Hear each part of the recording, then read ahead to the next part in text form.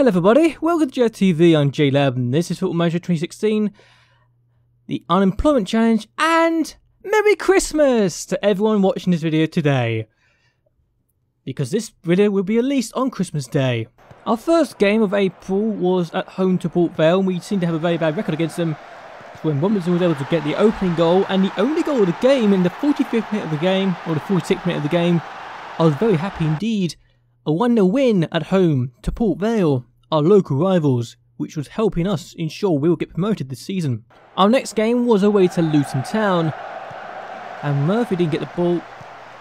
Murphy was able to score the opening goal and only goal of the game with that effort for his 17th goal of the season after we got the ball back, and we were made to work for our win in the end because Luton Town were having chance after chance after chance in hopes that they can keep their chance of promotion alive. It didn't work.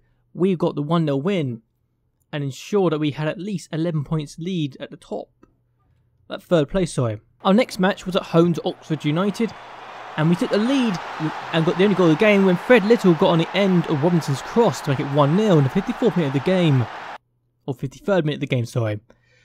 And it was even Stevens. It was just that one moment that really stood out the most, but we were able to get all 3 points, and I was very happy we were able to get another win against a team that we need to beat if we were to keep our chances of getting into the top 2 alive. Our next game was away from home against Wycombe Wanderers, and it was in the 14th minute of the game that Wise found Murphy, and Murphy found the back of the net for his 18th goal of the season to give us a perfect start. And it was the only goal of the game, our 4th 1-0 win in a row this month, but 5th overall. It was looking more and more likely that our chances for promotion were secured. Our next game was at home to Doncaster Rovers and we needed to win this to get ourselves promoted. And when Murphy scored the opening goal of the game, I was very happy he did. And it was in the 54th minute of the game that we managed to make it 2-0. Little found Murphy and Murphy wasn't going to miss that sort of opportunity. Give him to on the plate like that for his 20th goal of the season and 100th career league goal. I'm very happy he was firing goals for me this season. It was an incredible achievement for him to have gotten to 20 goals for the very first time in his career. In the league, no less. Our next game was away from home against Accrington Stanley and Murphy found Robinson, he found Silva Lopez, and the Silva Lopez found the back of the net in the 30th minute of the game to give us a 1-0 lead. But Accrington Stanley didn't give up. They were the first team to actually score against us this month.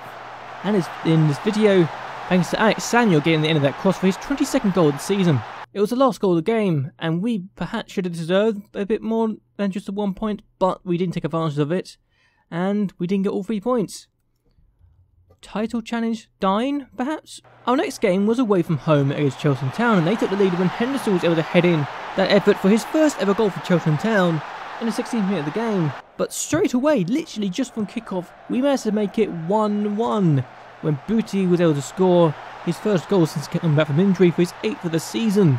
And it was just 2 minutes before half time that we managed to make it 2-1 to Silva Lopez finding Murphy, and Murphy's not going to miss that sort of opportunity that too often for his 21st of the season. But in the 54th minute, once again, corners seem to be our problem in this game. Willoughby scored to make it 2-2 for the last goal of the game, and I was slightly disappointed that we have been held by Cheltenham Town away from home again. I don't know why we just can't seem to beat Cheltenham Town when we visit them in the World of Smile Stadium. Still, we had our last league game of the season against Bolton Wanderers at their ground, and we took the lead thanks to Murphy scoring in the 10th minute of the game for his 22nd goal of the season. This is against the side bottom of the table, don't forget. And by this point, we had already failed to get the title, but the Silva Lopez played this ball in for Murphy, who scored his 2nd of the game and 23rd of the season to leave him the 3rd top highest goal scorer in the league this season. So this is how the table ended up in the end after we got our 2-0 victory against Bolton Wanderers, who lost their last 5 games at least. I'm not going to bother seeing how many games they'd lost in a row because that would just be depressing to watch and to look at, really. But we managed to only finish 3 points behind Chesterfield and 1 point behind Oxford, which makes me wonder, had I won the 2 games that I didn't win, would I have won the title? The answer would be yes.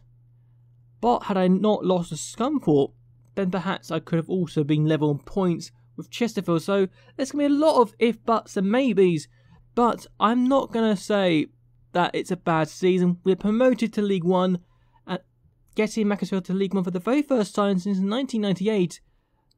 A full 23 years after they were last promoted to League One.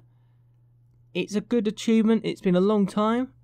But the fact I managed to get 2 promotions in 3 seasons for me was something I was never expecting to be able to pull off, especially after having left Lowestoft after 3 years of just mid-table finishes. I wasn't expecting to be doing this well with Macclesfield Town. I'm not going to lie, I'm really stunned about how well we've done so far this season and how well I've done so far as a Macclesfield manager. And got a year left of my contract.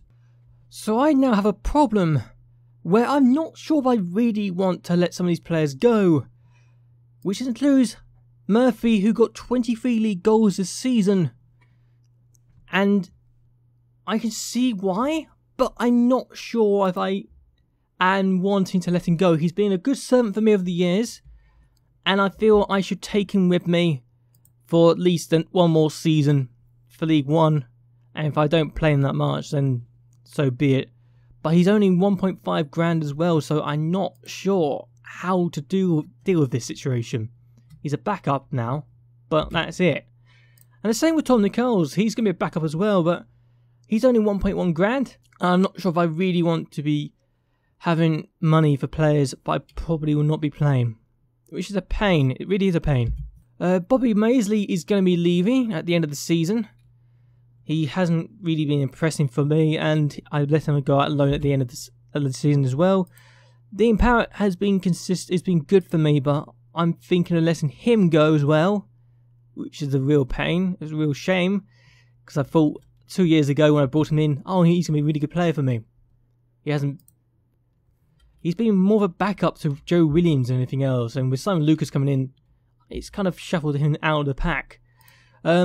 Jack Connors, I think I will keep on as a backup for Bradley Ganston, but Ganston might need some help. James Dayton, I'm letting go. There's no question about that. I'm just going to let him go at the end of the season. I haven't really been using him that much. I've only used him 8 times. It's not worth keeping him. Phillips is going to leave as well, I think. I could be wrong. I've got 3 weak left right backs at the moment, but I could be letting him go. He's gone currently on loan at Barnet right now. Ryan Hall, I'm definitely letting go. He's been the 3rd choice for quite a bit since I brought some more players in. Since we've gone to this division, actually. Paul Lewis, I'm probably going to let go as well. So, I don't know. It's difficult. Cowell, I haven't even played that much. He's been in the reserve under 21s for most of the season. He's not costing me much wage-wise, but I'm just going to let him go anyway. It's for the best of his career more than anything else. Baxter, back up. Just back up. I'm not sure what else to say. He's not going to get any game time. So I'm thinking I'm going to let him go as well and get someone else that can bring back up to the team. But he did play 5 times this season. It's 8 times that he played for me this year. And he went in on loan to Hartlepool as well last season. So yeah, I could be letting my assistant go. Yeah, letting my assistant go. I think his tactical knowledge isn't brilliant. He's decent in the training, but it's not brilliant either. And Gilmore, I think I'm going to let go this season as well. I'm not sure why I'm going through all my staff or players, but I just wanted to get this off my chest because I felt really concerned by the fact I'm thinking of letting Murphy go. But I think I want to keep him. But I don't know right now. I'm just going to take a few days to think about this myself, since I'm not going to be doing the recording until Wednesday, potentially. Any videos until Wednesday. So yeah, it should be interesting to see how far that goes. But right now, I'm just going to hope that I make the right decision for both me and the club. So, I'm going to end this video here. I hope that you have enjoyed this video. Hope you like and favourite this video. It really helped me out a lot. We've done really well to get to League One in just 3 seasons. And I'm very happy that we are doing this well so far. But anyway, until next time, goodbye and well, good night.